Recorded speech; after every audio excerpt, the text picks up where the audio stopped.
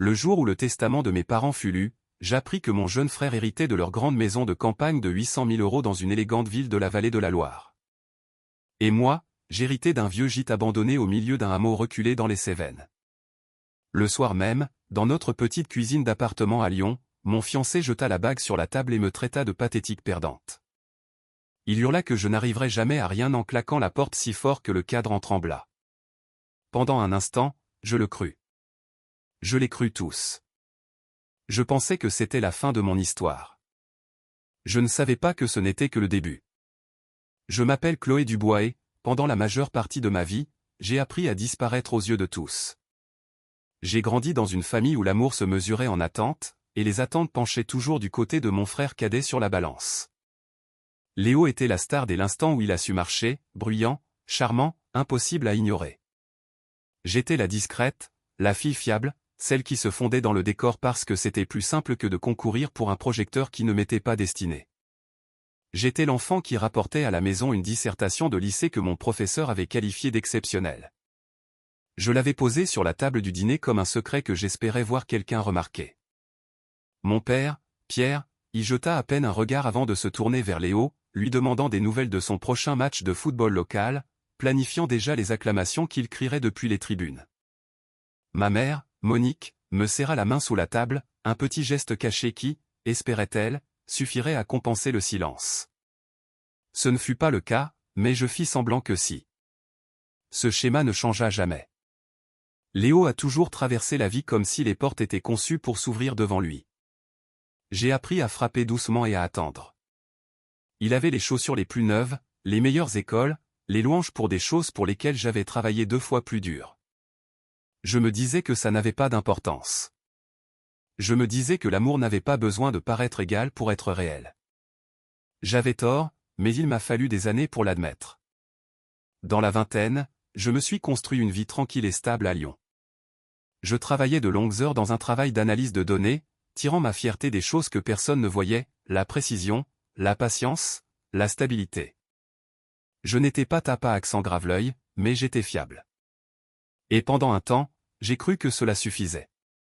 Quand Lucas Martin est entré dans ma vie, il disait aimer ça chez moi, que j'étais réfléchie, posée, différente des femmes qu'il avait fréquentées auparavant. Je me suis accroché à ces mots comme à une promesse. Mais avec le temps, l'admiration s'est transformée en comparaison. Il jetait des regards à la vie de Léo, à son travail, à ses costumes, aux endroits où il voyageait, et me demandait pourquoi je ne me battais pas plus, pourquoi je ne soignais pas mon apparence, pourquoi je ne visais pas plus haut. J'en riais, car c'est ce que j'avais été entraîné à faire. Avaler la couleuvre, maintenir la paix. Je supposais que l'amour signifiait la patience. Je ne réalisais pas que cela pouvait aussi signifier l'érosion. Puis vint la lecture du testament. Je suis entré dans l'étude du notaire avec un mince filet d'espoir, le genre d'espoir qu'on n'admet pas à voix haute. Peut-être que mes parents m'avaient vu plus clairement que je ne le pensais. Peut-être que ma mère s'était battue pour quelque chose de juste.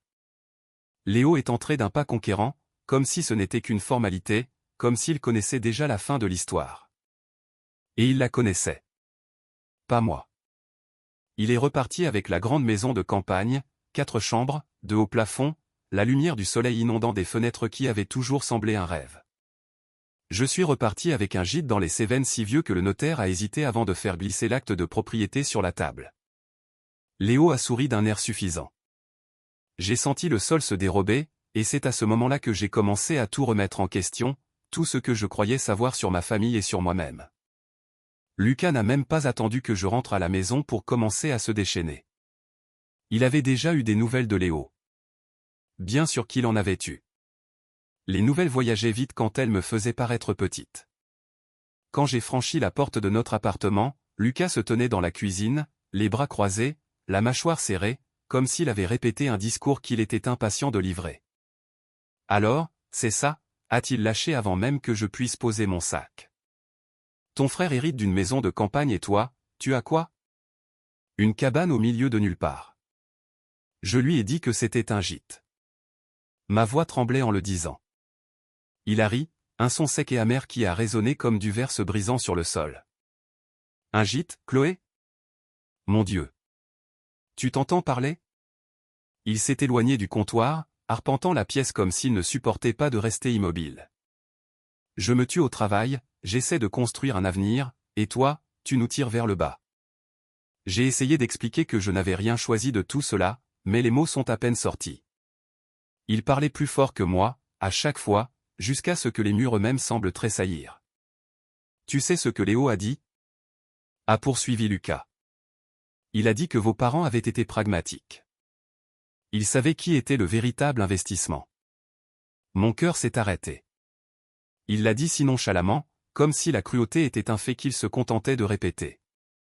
Toutes les années de déception ravalées ont reflué d'un coup, assis seul dans les tribunes au match de Léo, prétendant ne pas être blessé quand mon père oubliait mon anniversaire, entendant les membres de la famille plaisanter en disant que j'étais la raisonnable, ce qui n'était qu'une autre façon de dire l'oubliable. Lucas n'avait pas fini. Tu dois te réveiller, a-t-il dit, la voix se réduisant à un sifflement. Tu n'arriveras jamais à rien si tu continues à vivre comme ça. Pas d'ambition, pas de dynamisme, tu te contentes de peu. Le mot « contenter » a frappé plus fort que tout le reste. Se contenter, c'est ce que j'avais fait toute ma vie. Me contenter pour que tout le monde soit à l'aise. Me contenter pour éviter les conflits. Me contenter parce qu'être la fille discrète et fiable me semblait plus sûr que de prouver que je valais plus. Il s'est approché, la frustration irradiant de lui. Tu crois que je veux épouser quelqu'un qui n'apporte rien? Quelqu'un qui est toujours à la deuxième place dans sa propre famille. J'ai senti quelque chose se fissurer en moi. Pas de la colère, les fissures n'explosent pas. Elles se fendent lentement, nettement, en silence. Ce n'est pas juste, ai-je murmuré. Il a ricané. Juste, Chloé? Regarde ta vie. Tu as presque 30 ans. Tu n'as rien. Pas d'économie, pas de vrai projet, pas d'avenir. Tes parents l'ont clairement vu. Et honnêtement, je commence à le voir aussi. Le pire, ce n'étaient pas les mots eux-mêmes. C'était de réaliser qu'ils les pensaient probablement depuis longtemps. L'appartement semblait plus petit, l'air trop rare. J'entendais les battements de mon cœur dans mes oreilles, plus fort que sa voix, plus fort que tout. Un instant, j'ai pensé à me défendre, à lui parler des nuits où j'étais resté tard au travail, des sacrifices que j'avais faits, de la façon dont j'avais maintenu notre couple à flot quand il doutait de lui-même. Mais je savais que ça n'aurait servi à rien. Les gens comme Lucas n'écoutent pas. Ils mesurent la valeur en trophée et en héritage, et je n'avais ni l'un ni l'autre. Il a attrapé son manteau, ses mouvements secs et définitifs. Je ne signe pas pour ça, a-t-il dit. Je ne vais pas m'attacher à quelqu'un qui ne peut pas suivre. Pas quand tes propres parents ne pensaient pas que tu valais plus qu'un gîte en ruine. Il a ouvert la porte, s'est retourné et a prononcé la phrase qui allait me hanter pendant des jours. Tu es une pathétique perdante, Chloé. Puis la porte a claqué, et le silence qui a suivi a été plus coupant que ses paroles ne l'avaient jamais été. Je suis resté assise sur le sol de la cuisine longtemps après que les pas de Lucas se soient évanouis dans le couloir. La bague qu'il avait jetée gisait près du pied d'une chaise, captant la faible lumière de la fenêtre. Je n'ai pas bougé pour la ramasser. Je ne pouvais pas. Mes mains me semblaient lourdes, comme si les lever signifierait admettre que tout ce qu'il avait dit était vrai. Le silence de l'appartement m'oppressait, dense et suffocant, seulement rompu par le faible bourdonnement du réfrigérateur et le son lointain de quelqu'un qui riait dans le couloir. La vie continuait, là dehors.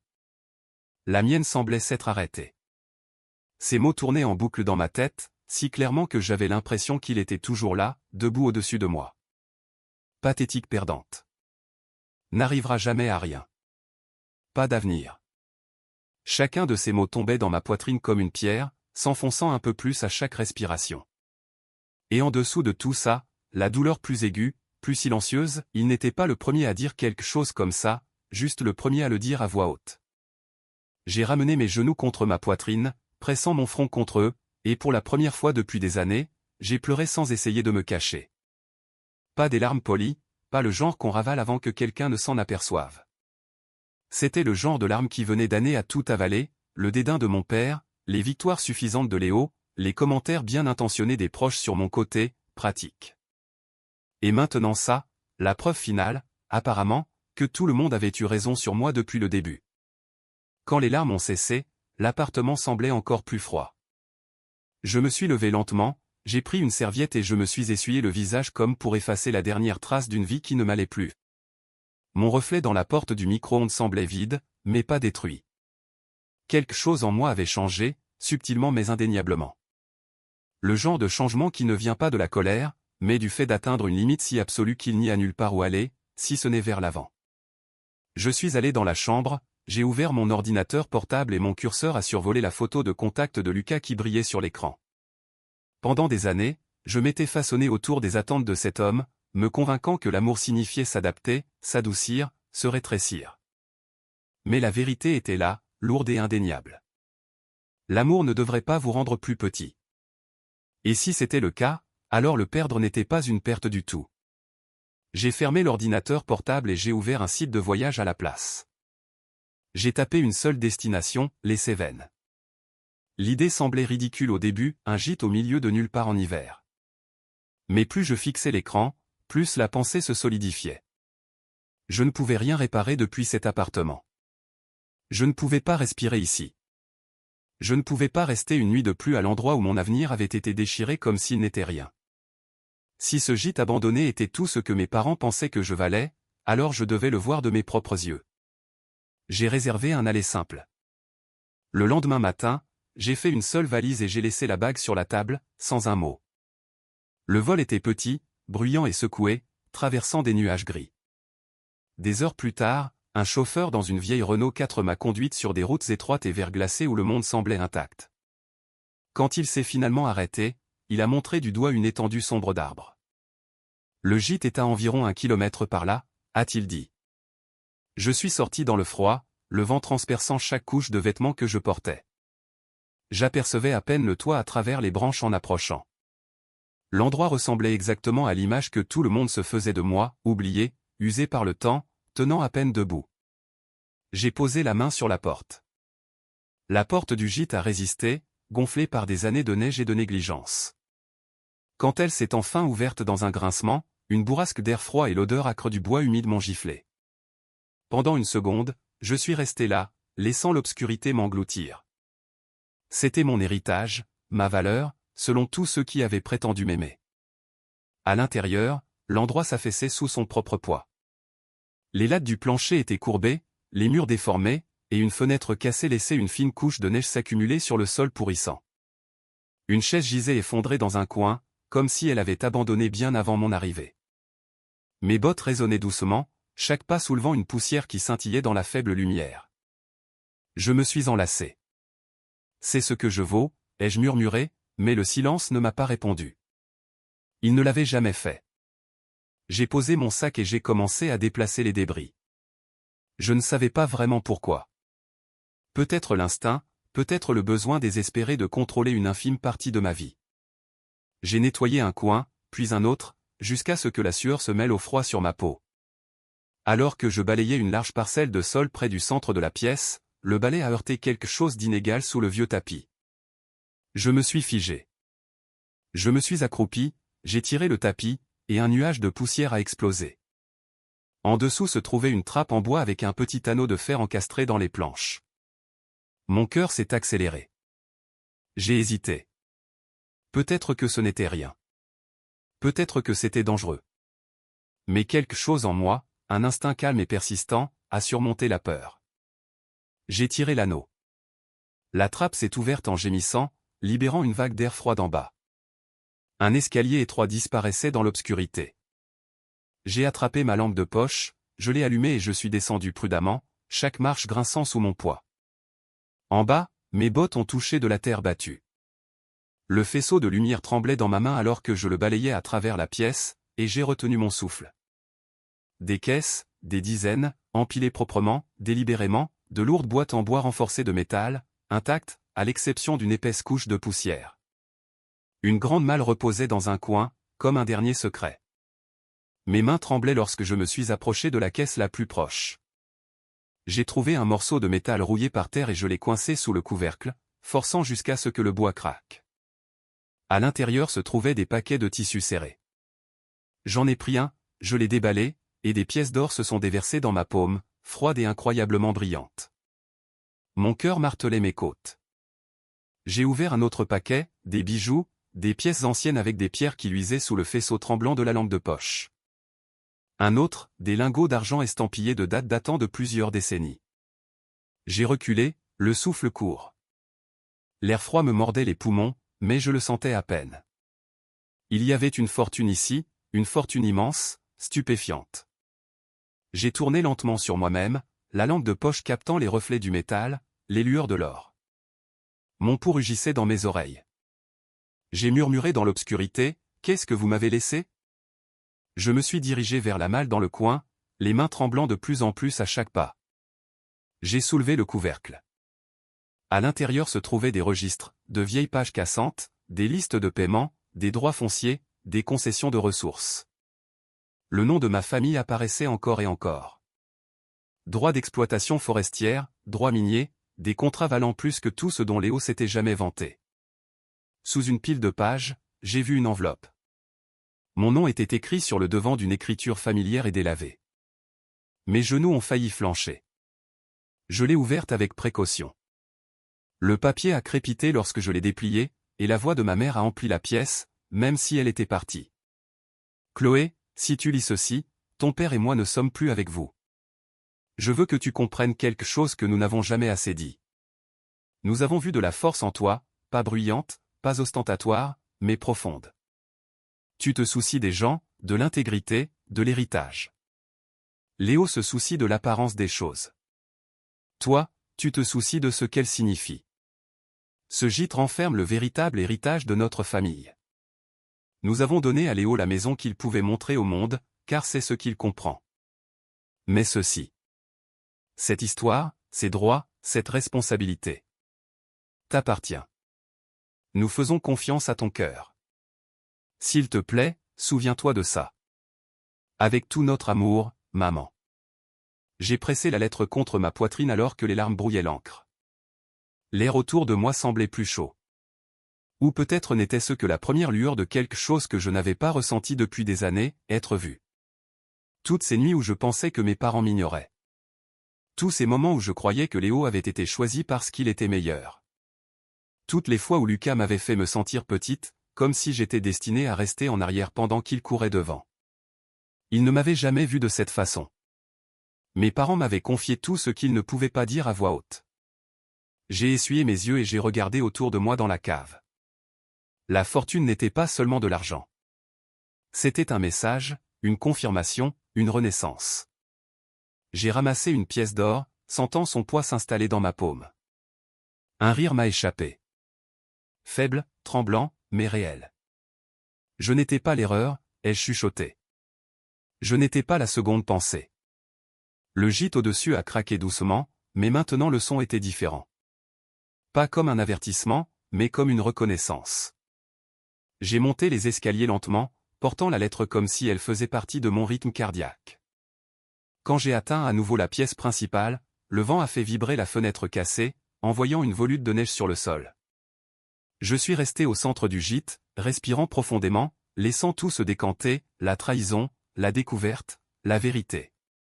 La voix de Lucas a résonné dans mon esprit. Pathétique perdante. Le sourire narquois de Léo à l'étude du notaire. Des années de chuchotement me disant que j'étais moins. J'ai expiré. Ils avaient tort. Pour la première fois de ma vie, je le sentais. Pas de la colère, pas de la vengeance, mais du pouvoir. Un pouvoir calme, stable, indéniable. Le genre qu'on n'annonce pas, le genre qu'on porte en soi. Et le gîte, délabré et froid, ne ressemblait plus à une punition.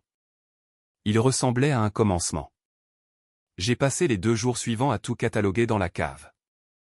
Mon carnet se remplissait de valeurs, de dates et de droits sur des ressources qui pouvaient remodeler tout mon avenir. J'ai contacté des experts sous un autre nom, discrète et prudente, m'assurant que personne, ni Léo, ni Lucas, n'ait le moindre écho de ce qui se trouvait sous le gîte. Chaque confirmation que je recevais était comme une autre encre qui s'installait en moi. Léo a appelé 2 fois, se vantant de la lumière du soleil dans sa nouvelle maison. J'ai laissé les appels sonner dans le vide. Lucas a envoyé un message disant que je lui manquais et qu'il voulait parler. Je l'ai supprimé sans l'ouvrir. Pour la première fois, je ne réagissais pas à leurs attentes. Je choisissais ma propre direction. Je n'étais plus la fille négligée. Je n'étais plus le second choix de personne. J'étais celle qui détenait le véritable héritage. J'ai quitté les Cévennes avec la lettre de ma mère rangée en toute sécurité dans mon sac et une assurance dans la poitrine que je n'avais jamais ressentie auparavant. Le monde n'avait pas changé. Léo exhibait toujours sa maison de campagne. Lucas courait toujours après les apparences. Mais moi, j'avais changé. Le gîte ne m'avait pas brisé. Il m'avait reconstruite en quelqu'un qui n'avait plus besoin de leur approbation pour se tenir droite. Si vous étiez celui ou celle qui avait ouvert cette trappe et trouvé la vérité enfouie sous votre passé, qu'auriez-vous fait? Si cette histoire vous parle, partagez vos réflexions ci-dessous et abonnez-vous pour ne pas manquer la suite.